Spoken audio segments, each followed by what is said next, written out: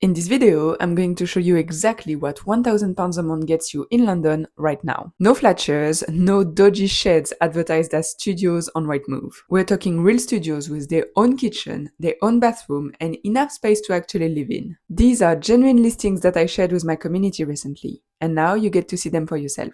Let's dive right in. This studio is advertised at £900 a month. It is in Harrow in northwest London. The closest station is Harrow on the Hill, which is in Zone 5, and it's about a 7-minute walk. The flat is 17 square meter or 185 square feet. That is small, but still okay for a London studio at this price. The communal area looks good, the paintwork is fresh, it looks clean and well maintained, which is reassuring before you even step into the flat. When you walk in, you have a little hallway space. I really like this because it creates separation between the door and the main room. And it also gives you a chance to add extra storage, which could make the rest of the flat feel less crowded. Straight ahead from the hallway is the bathroom. It's a good size for a studio, clean, and looks well maintained. You even get a bathtub, which is always a nice bonus. The main room is not the biggest. The kitchen area feels a bit crowded, and from what we can see here, the current tenant looks like they're struggling with storage. But the layout still works. There's room for a double bed and a wardrobe, the kitchen has decent cupboard space, and you get a washing machine, which is rare and definitely a huge plus.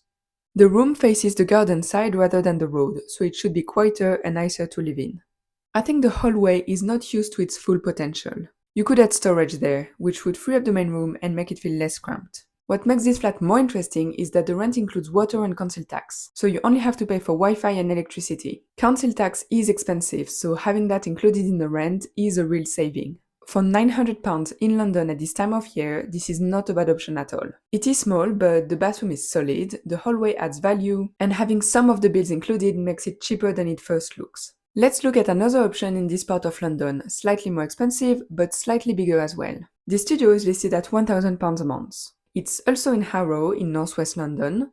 The closest station is South Harrow, which is only a 5-minute walk, and you're right next to the high street with plenty of shops and restaurants. South Harrow is in Zone 5, so it's a bit far away from Central, but the transport links are still decent. Let's have a quick look at the floor plan. The flat is 24 square meters, or just over 250 square feet. That's actually a really good size for a studio at this price range in London. First impression, it feels functional. There is a sense of space with a somewhat separated kitchen. For a studio, it has a very good amount of storage and counter space. It's clean, it looks modern, and you even get a washing machine. The layout is practical as well because the kitchen is semi-separated from the main room by a small wall, so you're not literally sleeping in front of your oven. That makes the space feel more livable. But on the downside, the fridge doesn't fit in the kitchen, so it's stuck in the main room, which is not ideal. The main room itself is bright with windows on 2 different walls, so you get more natural light than usual. And there is loft storage, which is a huge plus. The bathroom is another positive, mainly. It's a good size, it has a window, and there is even a bathtub, which is rare in a studio. However, the bathtub looks like it needs a bit of maintenance. I don't know if it still looks like that, it might be an old photo. But that's the kind of thing you'd want to double check at a viewing and push the landlord to fix before moving in. Overall, compared to other options around the £1,000 mark, this studio stands out for its size, the semi-separated kitchen, and the storage options. It is in Zone 5, so it won't work for everyone, but if you're looking for space and practicality on a budget, it does the job. In my opinion, it's one of the better options at this price point right now. It's not perfect, but the layout and light make it a studio you could realistically live in, not just tolerate. I also wanted to show you this next property to give you a bit of perspective, because this is usually what I see advertised for £1,000 a month.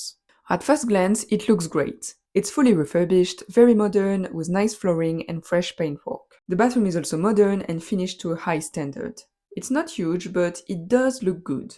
The problem is the kitchen, or actually, the lack of one. There is no stove, no fridge, nothing you could actually cook with. So calling this a studio is very misleading in my opinion. This is quite far from central London, and we've already seen that in this same area, for the same budget, you can get a proper studio with a real kitchen. So it's not okay that places like these are marketed as studios when they're really not. This is an ensuite bedroom in a house share with an extra sink in the room. I wanted to point this out because listings like this are common, and part of what I do when I prepare these videos is filter through all the fake studios to make sure that I only show you the ones that are truly self-contained. To me, a studio means you can cook, eat, sleep, and live in one place without relying on a communal kitchen or bathroom. This listing fails the test. With this in mind, let's have a look at a real studio. This one is advertised at £995 a month. It's in Whetstone in North London.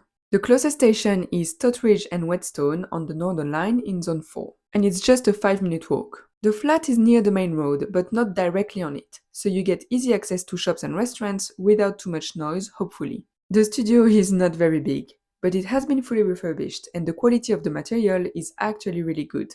So first impression, it looks modern and stylish, even if the layout is a little unusual. The main feature here is the Murphy bed. During the day, you fold it into the wall, which opens up space to move around. At night, you pull it down and it works as a proper bed with a real mattress, not a sofa bed. The room also has a single wardrobe, so storage is limited.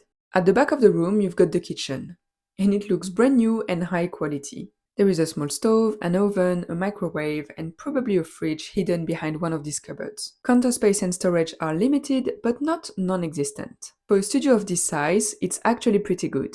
Now, here's the awkward part. The bathroom sink is in the main room with no door or separation. Then the toilet and shower are over here and here behind separate sections. So it's definitely not ideal for privacy or practicality.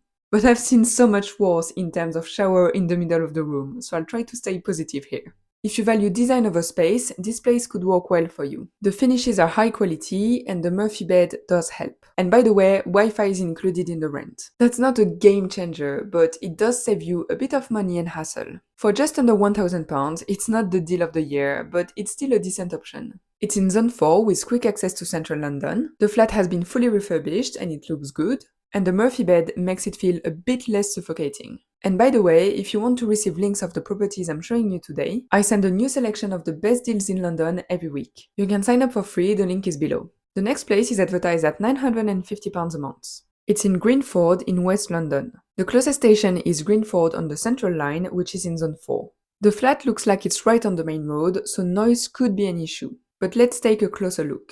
It's about 20 square meters, which is reasonable for a London studio at this price. The main room is straightforward. You've got the bed and the kitchen runs along one wall.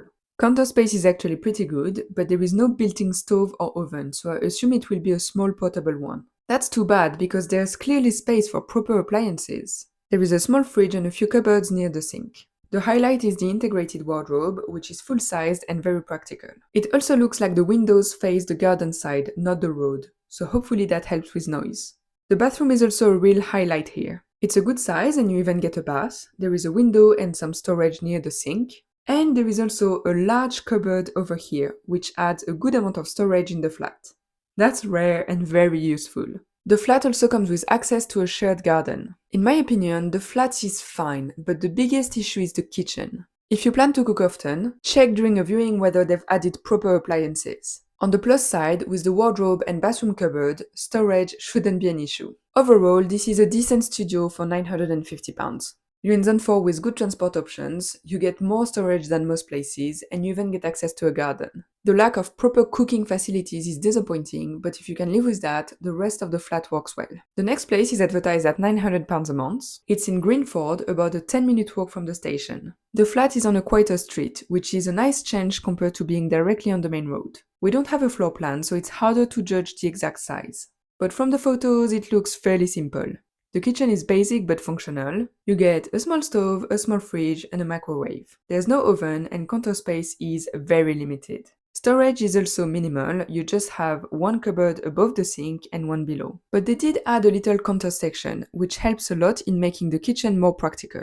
In the living/sleeping area, there is a bed and a sofa, but I don't think that's the best use of space. If it were me, I'd either go for a double bed with no sofa or use a sofa bed and free up more room. If you wanted to apply for this place, you could even ask the landlord if they could remove what you don't want. There is also a small wardrobe, not huge but better than nothing. The bathroom is decent, you get a window, the shower is a good size, and there is a bit of storage. Nothing fancy, but it works. For £900 right now, that is a fair option. You're on a quieter street, the bathroom is fine, and the kitchen is still more practical than others I've seen at this price. It's not perfect, but acceptable given the price and the market right now. If you'd like to see what a slightly higher budget could get you, click here to see my latest selection for a budget of £1,250 a month.